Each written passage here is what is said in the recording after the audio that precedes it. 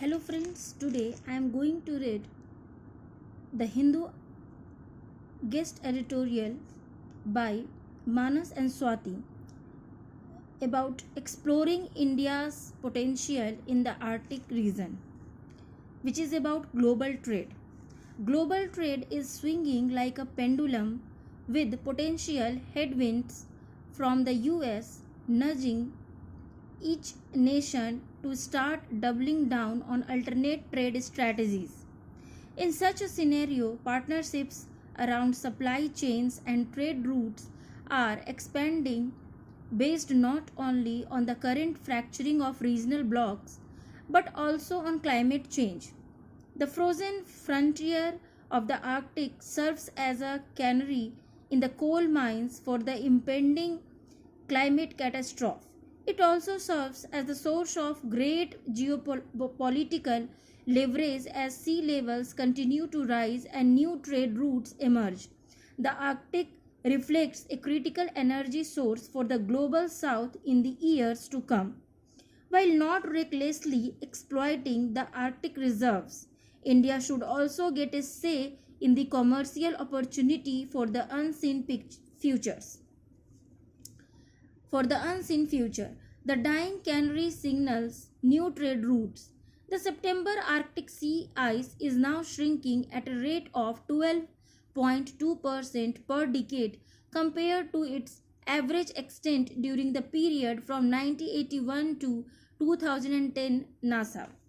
This melting ice is also opening up access to a new trade route called the Northern Sea Route in the Arctic, linking the Atlantic and the Pacific. This will exponentially transform global trade by shifting the flow of cargo and saving time and freight costs. The NSR, that is the Sea Route, is being hailed as the shortest route between Europe and Asia. India's long term approach to exploring new megaports and new routes, not just from an economic lens but also from a strategic and geopolitical lens, makes the NSR crucial. The number of observers at the Arctic Council outnumbers the number of Arctic states. This indicates the growing recognition of the vulnerability of existing trade routes to geopolitical tensions. India began its engagement with the Arctic early by signing the Svalbard Treaty, that is SVALBARD, Svalbard Treaty in 1920, and is the only developing nation besides China that has an Arctic research base. Himadri.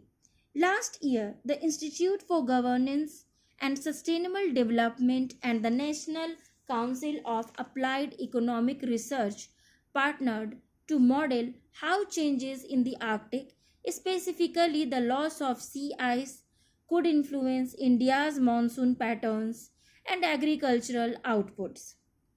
But to begin a timely action plan for the NSR, India's Arctic policy released in 2022 needs to be streamlined towards achieving its goals. India will need shipbuilding muscle to sail through the NSR's turbulent waters.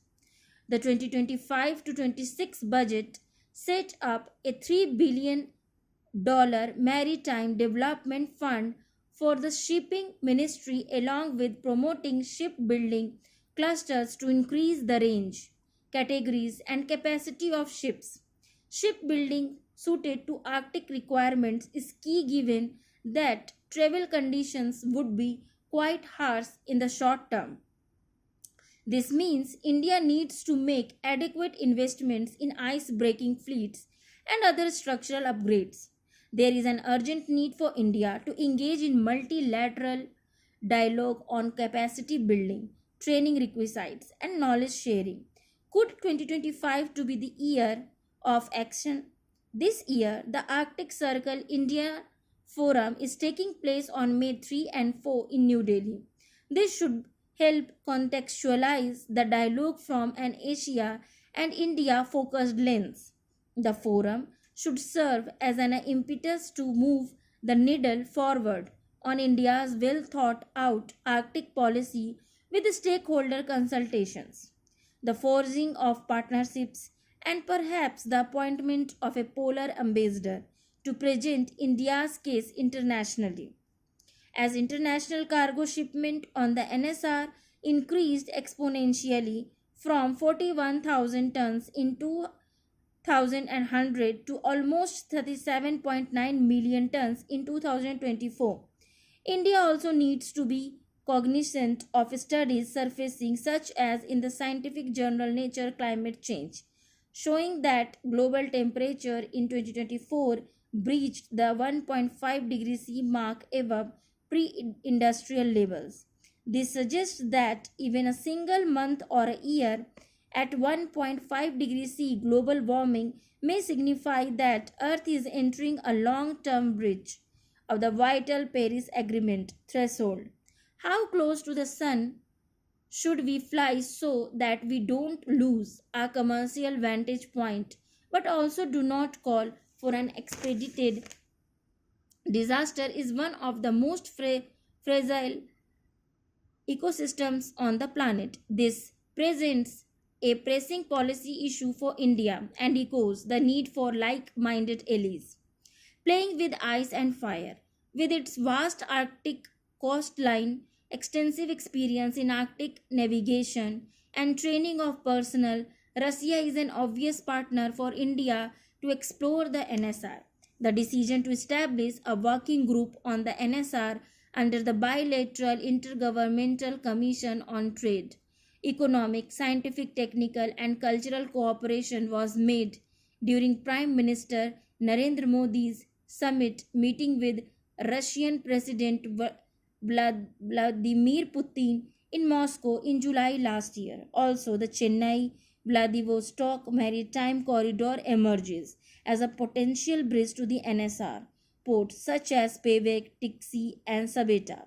However, if India inclines towards the Russian bloc, then it would be implying support to Chinese efforts, such as the Polar Silk Road, which China is building as a northern extension of its Belt and Road Initiative. Not only would the NSR help China bypass the Malacca Strait choke point completely, but it would also give it much more control over the Arctic route. If India supports the Western Bloc and partnership with US, it could lose its perceived potential stake in the massive resources that currently fall under Russian control in the area. The ideal but obviously challenging solution would be to find a way to work with both the US and Russia. Other partners should include Japan and South Korea. Both countries share India's concerns about the growing cooperation between China and Russia in the Arctic and about their businesses losing out on Arctic opportunity to Chinese competitors. The trio should advocate the rectification of disparities within the Arctic Council and promote a more inclusive and equitable council. Thank you for listening.